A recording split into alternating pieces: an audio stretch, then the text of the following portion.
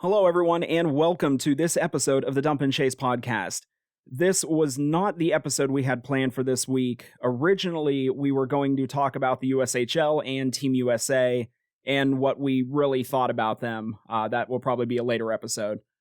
Then the news came on Thursday that former Phantom Ben Paulides lost his battle with mental illness and took his own life this past Sunday. So we decided to dedicate this episode to Ben and talk about his time in Youngstown, as well as the importance of mental health awareness and reaching out for help. My name is Sam Olmstead, and with me, as always, is my good friend Justin Irwin. Justin, I think it's important to point out at the top of the show that unfortunately, Ben came before my time as a Phantoms fan, and his last season with the team came when you were just starting to attend games. Yeah, I saw him play 2 games, so, not enough to really say, hey, yeah, I knew the guy on the ice, but, just the same, it was somebody who was on the ice the first 2 games. I came to see the Phantoms, which obviously now is a big part of my life, so, yeah, it is something that affects us. So, I mean, right now, it would not be appropriate for us to sit here and pretend he was someone we knew and remembered at Cavelli. Really, the most that we could say is just kind of the information that is out in the ether. He's one of the, original Phantoms. He was part of the team's first 2 years in the USHL. He was the Phantoms Phase 2 fourth-round pick in 2009. He was the 5th Phase 2 player drafted in team history. He played 117 games over 2 seasons before moving on to Miami of Ohio, where he was a Red Hawk for 4 years, including a conference championship his senior year in 2015. And in all honesty, that's as much as we could say. Thankfully, with the incredible help of Matt Lipsack, we were put in touch with Matt Gajtka, who was the lead broadcaster with the Phantoms in their inaugural season in 2009. We interviewed him earlier today about his memories of Ben, and this is that conversation. Okay, we are now joined by a very special guest. He is the original voice of the Youngstown Phantoms, and since his time in Youngstown, he has moved on to the Bright Lights of Pittsburgh. You can hear him in the booth as the lead broadcaster for the Pittsburgh Riverhounds professional soccer team and of his coverage of the Penguins on Pittsburgh Sports Live. So for the first time, we welcome Matt Gajtka to the show. Matt, thank you for taking a few minutes to talk to us. Yeah, absolutely. It's good to be with you guys and good to look back, even though obviously the circumstances are not what we wanted to. But always happy to talk about the Phantoms in the USHL. Now, you are someone that we have, talked about that we would love to have you on the show someday, talk about the early days of the Phantoms, your take on the Penguins. Sadly, we asked you on the show, obviously, for to talk about your memories of Ben. Yeah, well, first of all, I would love to talk about the first season, the origin of the franchise some other time, but definitely this show, we can hone in on Ben. And he was a player from that first year team that stood out. I called him a leader today when I tweeted that it was just a sad moment, and my condolences to his friends and family. And I was really actually quite, it's funny, I hadn't tracked him, hadn't followed his career after hockey, after he stood out at Miami of Ohio and had a great career there. But, being a film producer, film director, that's really cool. And it broke my heart even more to see his life cut short like this. But back to that first season, he was one of 2 California-born defensemen on that team. It was him and Dan Senkbeil, who both came in from the San Jose Sharks program for that first year. And I know the assistant general manager, or probably the general manager at the time, Jason Kohler, was really excited about getting a player of Ben's physicality in the lineup. He was, even at that young age, very physically fit, very into making his body be a weapon out there. And he was fun to watch in terms of that edge that he brought to the game. He wasn't a dirty player, but he was a very hard, clean hitter. And that's the one thing I remember my first impression of him from that first camp in that summer of 2009, I suppose it would be. And as the season went along, I think we saw him develop into a leader. And I was just there for that first season, but and obviously I know he went on to college, but I thought he was right there as a rookie in the USHL, up with any of the better defensive defensemen in that league. So it was a tough season. Obviously, there weren't very many wins No. and not a lot of points in the standings. So as a defensive defenseman, that had to be a tough road to hoe, because you're not going to put up great numbers. Your plus minus is going to look like garbage. But at the same time, I thought he played really well, and I just found him to be a smart, insightful guy off the ice, and like I said, certainly a weapon from the physical standpoint on the ice. Yeah, and you mentioned he was a smart player, and that's the one thing, kind of looking at his career after, did very well at Miami of Ohio, and then went back to California and, took film school. So he was a scholar athlete. So that's really kind of tough to do, balance those two and get to that level. Yeah, he was one of those guys that I thought could have made a pro career for himself, but really the lower levels of pro hockey, it's not very glamorous, honestly. And if you have another passion, if you have something else going on, if you have a college degree like Ben did from a pretty prestigious school like Miami, you have some options. We'll put it that way. And I thought that was really cool that he went off and performed like he did in the creative sphere. I didn't know if he had any kind of aspirations like that when he was in Youngstown. I'm sure we talked about it, because I felt like I talked with everybody and asked them their plans as far as future major and what they wanted to get into for a career. But he's one of those sharp, smart kids who definitely had some options. And I think it was really a great example of what the USHL is all about, right? It's about promoting both the hockey and the educational side of it. That's what we were trumpeting from day one as we tried to make that transition from a pro hockey town with the Youngstown Steelhounds to the Youngstown Phantoms, and saying, well, here's a different kind of benefit. No, these kids aren't pros, and no, you're not going to be able to go out to the bar with them afterward, as far as we know. But you're going to be able to see not just rising stars, but also guys who are sharp, who have intentions on fleshing out their lives, so to speak, beyond the sport of hockey. And Ben's just a great example, like I said, of that. Like you said, you were around for the inaugural season. Just kind of like off the ice, what kind of a person was Ben? What was he like off the ice? Well, I alluded to it earlier. I thought he was smart. He was insightful. He was one of my better interviews on the weekly radio show. I do remember that. And I remember his dad as well, being very supportive of not just his son, but the program, what I was doing. He would offer input on my broadcast. He was actually very kind about that, provided the kind of encouragement that I think any young professional would love to have. So I want to say thanks to his dad too. So the whole family was wonderful in my view. But as far as Ben goes, I think more soft-spoken than you would have imagined, considering the loud game he played on the ice. Like I said, you didn't want to go into his corner. Certainly, you'd have to pay for it physically. But he was very, I think, deliberate, very well-spoken, but kind of soft-spoken. Not a guy who would be screaming and yelling all the time in the dressing room. Not that there's anything wrong with that, but that just wasn't his personality. He was more measured. And I remember one time he and I actually got into a bit of a debate on the point of hitting in hockey. I just thought of this afternoon, and I'm glad that the creative juices got flowing, and I did remember this from more than a decade now. But I always said, well, the point of hitting, I think it was on the radio show, actually. I was saying, well, the point of hitting is to separate the player from the puck, right? And he said, no, I think part of it is also to send a message, to inflict some pain. And so he definitely liked the brawnier side of hockey, and he should have, because, like I said, he was a pretty built young man at that stage, and I'm sure he got even more physically intimidating at Miami University. But so that was cool too, because most players aren't going to push back, especially 18, 19-year-old players on an interview doing a radio show. They're probably just going to go along with it and be politically correct, for lack of a better term, go along to get along. But he wanted to debate me a little bit on that, and I did enjoy that. It made for more engaging radio, and it's, like I said, it's memory that still stands out to this day. He had a mind of his own, and he was a strong-minded, strong-willed, even though he wouldn't necessarily smack you in the face with his opinions or carry on the bus or in the room or anything like that. Yeah, and he was on the roster the second season, which is the first year that I knew about the Phantoms. And so, I decided to go check out a couple of games. And I was familiar with junior hockey as a concept in Canada. When I heard American junior hockey, I came to some preconceived notions that turned out to not be true. I go there, and he was one of the first players that I noticed in terms of a physical standpoint because he was huge.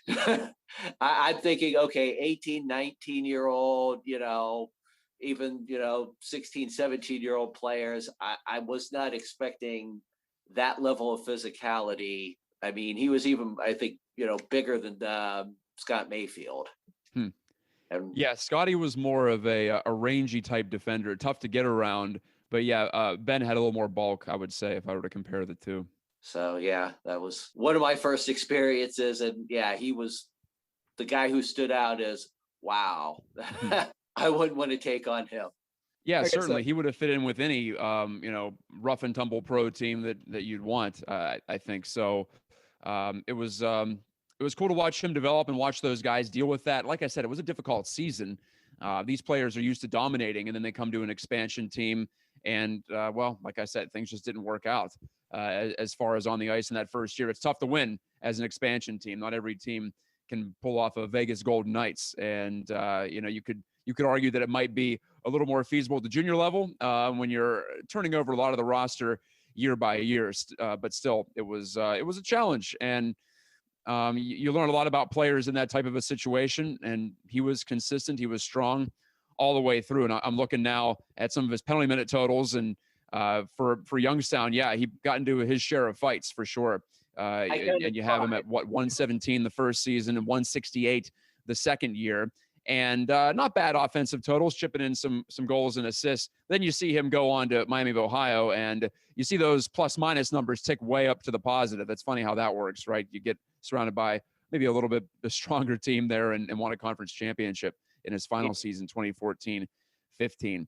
And as I said, could have been a pro, but I think he, looking at his career and how he was able to be a film producer and use that degree, I think he made the right choice to jump straight into the new profession, the profession for the rest of his life.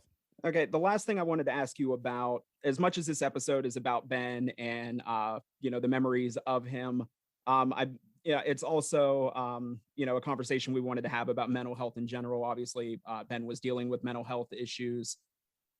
Given your time coming up through the ranks, from junior age players to college and professional, do you personally feel like there was more of an emphasis on mental health in athletes today?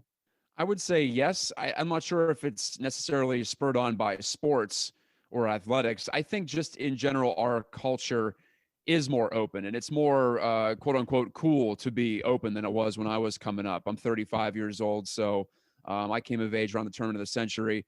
And yeah, we talked about how we felt, and it depended on how close of friends you were with someone, how much you necessarily would open up. But I just feel like today it's a healthier environment overall, and it does extend to sports too. And it helps you're seeing high profile athletes, regardless of sport, be more open on social media. I think that helps because these athletes have their own megaphones now. And from the top down, you can see role models for saying, you know what, I don't feel great. And it's okay to say I don't feel great. It's okay to say I don't feel myself right now. And it's okay to say that I need some professional help and I would love to go to therapy. I would like to talk things out with a professional.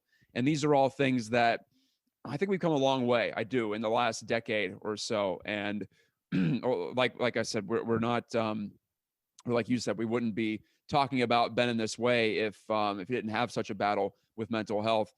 But I do think people who are more inclined to struggle, or any of us, are in a better position just because some of that cultural stigma has dissipated. It's not gone, believe me. And when you get into a sport like hockey or football, macho sports traditionally, there's going to be more of those barriers, I think, still some more people who are of a more traditional mindset where you're stoic and you keep to yourself and you don't show weakness. But I think athletes in general, to answer that first part of your question, are doing better in separating toughness on the ice or on the field from openness and vulnerability, showing that vulnerability and realizing that actually shows your toughness more than anything, because it shows you're not afraid to be open around people. In a lot of ways, holding it all in is almost I don't want to call it a weaker position, but it's a position in which you're showing more fear. So to conquer your fear, to take a step up and say, I'm not all right, For me, that takes more toughness. And I hope that that isn't the case in the future. We're working our way there,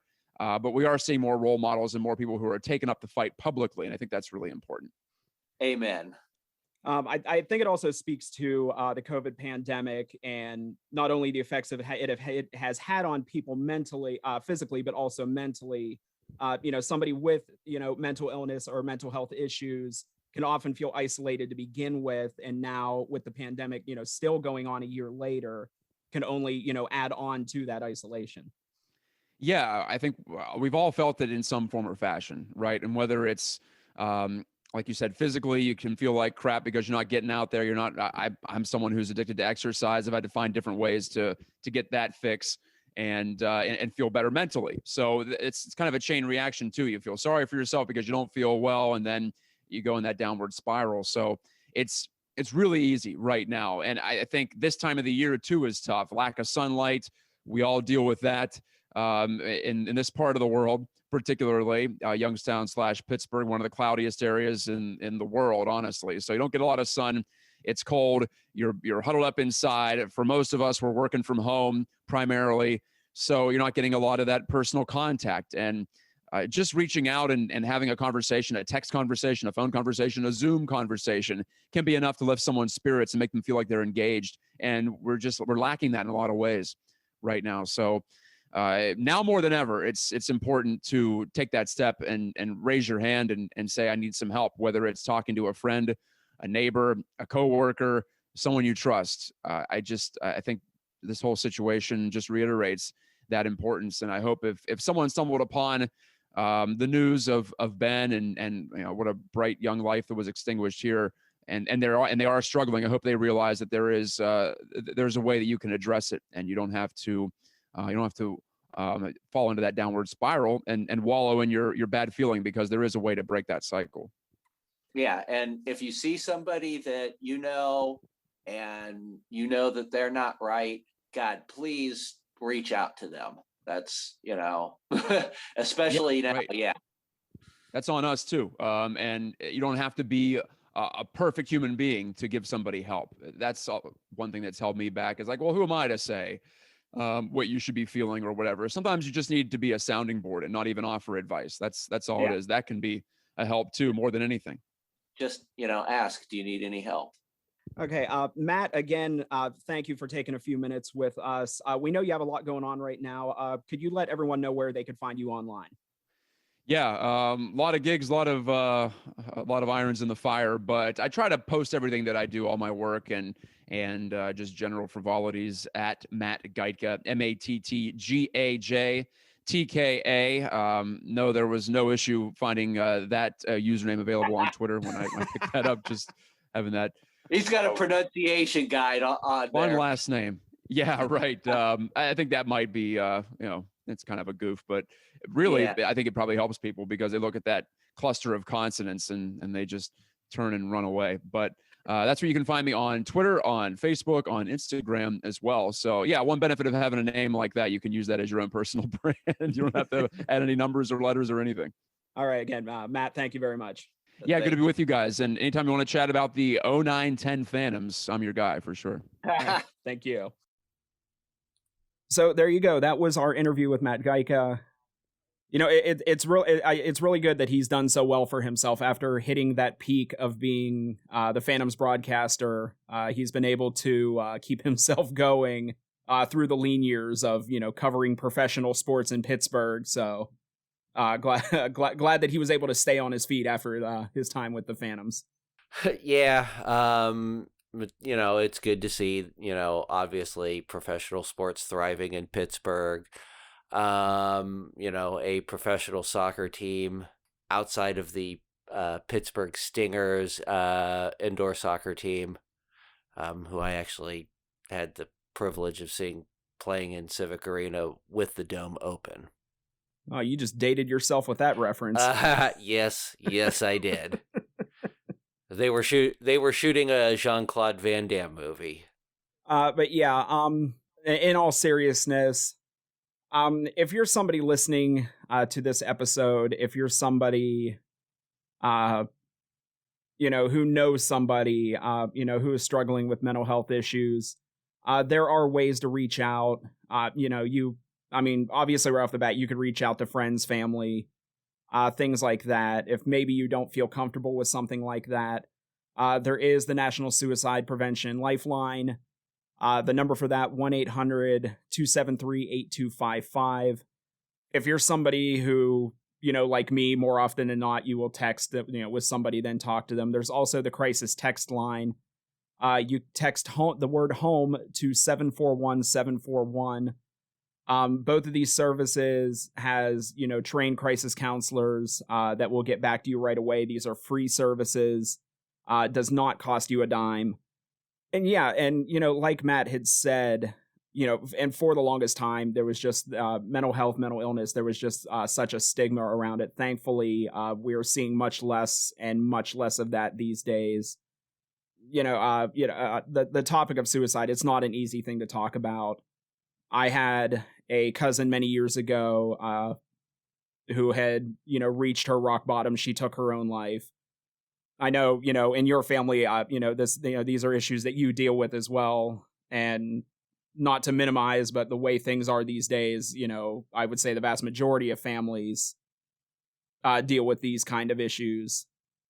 But yeah, at the end of the day, I would just say at the very least, reach out to someone, talk to someone. The help is available out there. Don't suffer alone. Yeah. We've talked. I have a cousin who right now is having some very, very deep issues. Hit my family more than once this year. It's one of those things that, we have to pay more attention to now. Now more than ever, like we said. Just to put it in hockey terms, if anybody's ever heard of Clint Malarchuk, you know what I'm talking about. Canadian goaltender, one of the toughest players ever to play the game, suffered a severed carotid artery, played like about a week later. He almost took his own life. If you've never read his story, what he has to say about mental illness, please look that up. If he can say, I have a problem, any of us can say, I have a problem. So yeah, coming down to the end of this episode, we absolutely want to send our thoughts and best wishes to the Paulides family. The outpouring on social media, just that alone, you could tell what a special person he was, what he meant to everybody around him. And yeah, so I guess that'll be it for this episode. Thank you, everyone, for taking the time to listen. I'm not sure if we'll be back next week since this weekend's games were postponed. If we come up with anything fun, if we decide to go ahead with our USA Omnibus episode that we originally had planned, you may hear that next week. If not, we'll definitely be back the week after. So for Justin Irwin, I'm Sam Olmstead. Thank you again for tuning in, and we will talk to you again soon.